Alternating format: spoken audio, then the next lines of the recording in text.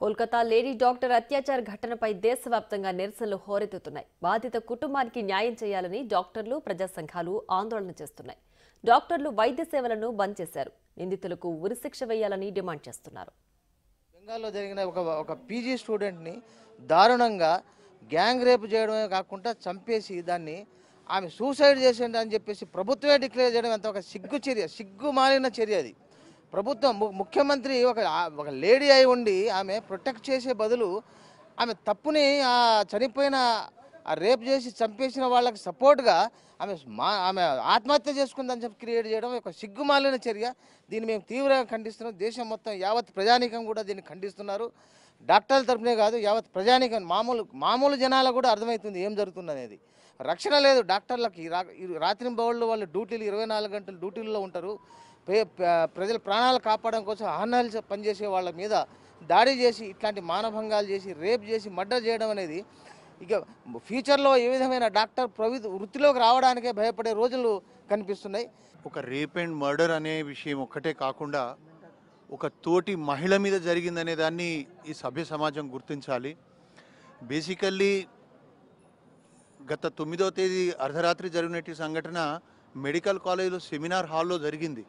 ఈ medical college seminar హాల్లో నిన్న జరిగినటువంటి ఈ సంఘటన ఒక మెడికల్ కాలేజ్కే పరిమితం కాదు. అది రేపు ఒక ఇంజనీరింగ్ కాలేజ్లో జరగవచ్చు, లేకపోతే ఆర్ట్స్ కాలేజ్లో జరగవచ్చు, ఇంకా ఏ కాలేజీలోనైనా జరగవచ్చు. అంటే ఇక్కడ జరిగింది ఏంటంటే ఒక డాక్టర్ మీద రేప్ అండ్ మర్డర్ అనే దానికన్నా కూడా మెయిన్గా సభ్య సమాజం మన డాక్టర్స్ సొసైటీలోకి తీసుకుపోవాల్సిన మెసేజ్ ఏంటంటే ఒక మహిళ మీద జరిగినటువంటి అఘాయిత్యం ఇది ఒక gang rape and murder. This should be thoroughly investigated.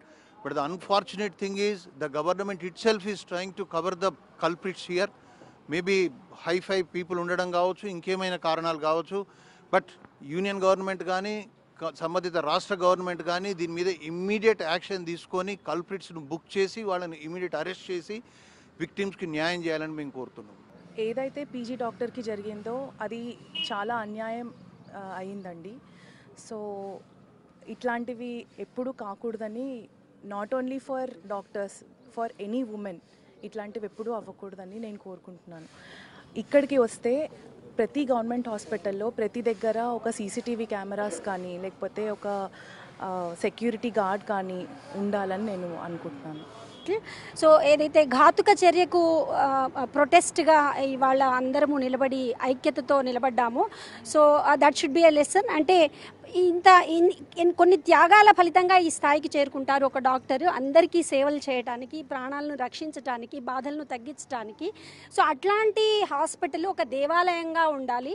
So దేవాలయంగా ఉండడానికి అందరూ బాధ్యులే. అంటే కింద స్థాయి నుంచి పై స్థాయి అధికారులు, వైద్యాధికారులు, వైద్యులు, తర్వాత పబ్లిక్ కూడా, తర్వాత గవర్నమెంట్. సో అందరూ కూడా ఒక హాస్పిటల్ని ఒక టెంపుల్గా, ఒక దేవాలయంగా ఉండడానికి, సహకరించడానికి అందరి అందరూ బాధ్యత ఉంటుంది.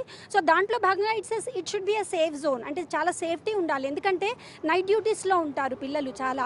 సో ఒక్కళ్ళు వెళ్లాల్సి వస్తుంది ఒక కేసు చూడడానికి. సో అట్లాంటప్పుడు బాధ్యత లేనప్పుడు పిల్లలు ఎలాగ పనిచేస్తారు, ఎంత ధైర్యంగా పనిచేయగలుగుతారు? సో ఈ చాలా చాలా ఘాతుకమైన చర్య. ఒక లేడీ ఫిజిషియన్గా, ఒక డాక్టర్గా, అంటే ఇది డాక్టర్గా జరిగింది, మేము ఐక్యతగా ఉన్నాము. కానీ ఇది ఎవరికైనా జరిగి ఉండొచ్చు.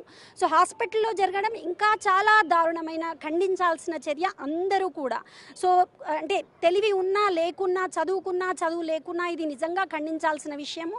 సో దానికి అందరూ ఐక్యతగా ఉండి ఖండించాల్సినంత మాత్రాన కాదు, ఇవాళ ఒక్కరోజు ప్రొటెస్ట్ చేసినంత మాత్రాన కాదు, ఇట్లాంటివి ఇంకా ఫ్యూచర్లో జరగకుండా చేయాల్సిన బాధ్యత గవర్నమెంట్ది. ఇది ఓన్లీ డాక్టర్ సమస్య కాదు, ప్రతి working women in working place వాళ్ళ సమస్య ఇది. ఇప్పుడు